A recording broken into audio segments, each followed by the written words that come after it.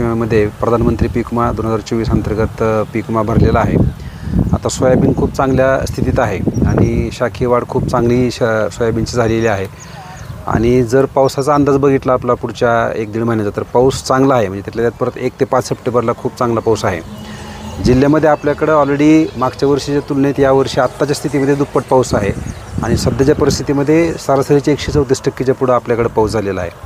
म्हणजे सोयाबीनच्या काढणीच्या कालावधीमध्ये आपल्याकडं अजून पाऊस येणार आहे, त्यामुळे सोयाबीनचं नुकसान होऊ शकतं। त्यामुळं स्थानिक आपत्ती अंतर्गत सोयाबीनमध्ये जे आपण पूर्व सूचना देतो, ज्याला आपण इंटिमेशन म्हणतो, ते देण्याच्या काही पद्धती आहेत। त्याच्यामध्ये शेतकऱ्यांच्या बऱ्याच चुका होत असतात, त्यामुळं तो फॉर्म त्यांचा किंवा त्यांनी जी तक्रार केलेली आहे ती रिजेक्ट होत असते। त्याच्यामध्ये सर्वात महत्त्वाचे म्हणजे बऱ्याच ठिकाणी दुष्काळ म्हणून शेतकरी इंटिमेशन करतात। याशिवाय कीड रोगाचा प्रादुर्भाव म्हणून इंटिमेशन करतात।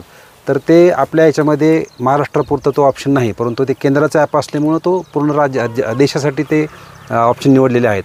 आपल्याकडे एकतर इनंडेशन म्हणजे पावसामुळे पाणी साठवून जे नुकसान होतं, त्याच्यामुळं आपण त्याच्या स्थानिक आपत्तीमध्ये त्यांना नुकसान भरपाई देऊ शकतो। याच्यासाठी एकतर पर्याय यावर्षी नवीन आहे 14,447 हा एक नंबर नवीन पूर्ण महाराष्ट्रापुरता हा जाहीर झालेला आहे।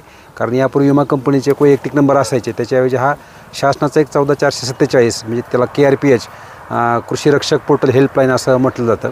याशिवाय सगळ्यात चांगला पर्याय जो आहे तो इन्शुरन्स ॲपच्या माध्यमातून इंटिमेशन देणं आणि त्याच्यामध्ये मग आपल्या ज्या ठिकाणी नुकसान झालेलं आहे त्याचा आपण फोटोग्राफ्स वगैरे काढू शकतो।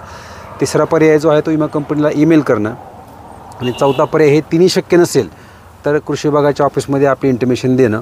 ह्यात सर्वात महत्त्वाची बाब म्हणजे 72 तासामध्ये इंटिमेशन देण्याचे गरजेचं आहे।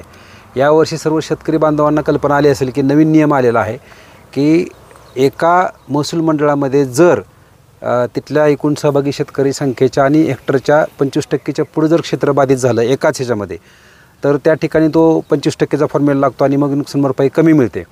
त्यामुळं सर्व शेतकऱ्यांनी सर्वांच्या एकाच या पाठीमागं न जाता ज्या शेतकऱ्यांच्या ठिकाणी पाऊस झालेला आहे आणि तो किती MM असू द्या, 15 MM असू द्या, 20 MM असू द्या, पण पाऊस होणं आवश्यक आहे, त्या शेतकऱ्यांनी 72 तासाच्या आतमध्ये या 4 प्रकारे इंटिमेशन देणं गरजेचं आहे, जेणेकरून त्या शेतकऱ्यांना, कारण मागच्या वर्षी जे काही पिकांच्या टप्पेवाईज नुकसान भरपाईची टक्केवारी होती ती काढलेली आहे, ती आता 100% प्रमाणे केलेली आहे। एक फायद्याची गोष्ट आहे।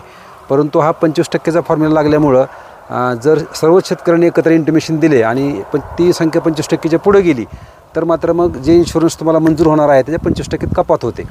त्यामुळं सांगणं एकच आहे की नुकसान झालं असं वाटलं आपल्याला किंवा आपल्याकडं पाऊस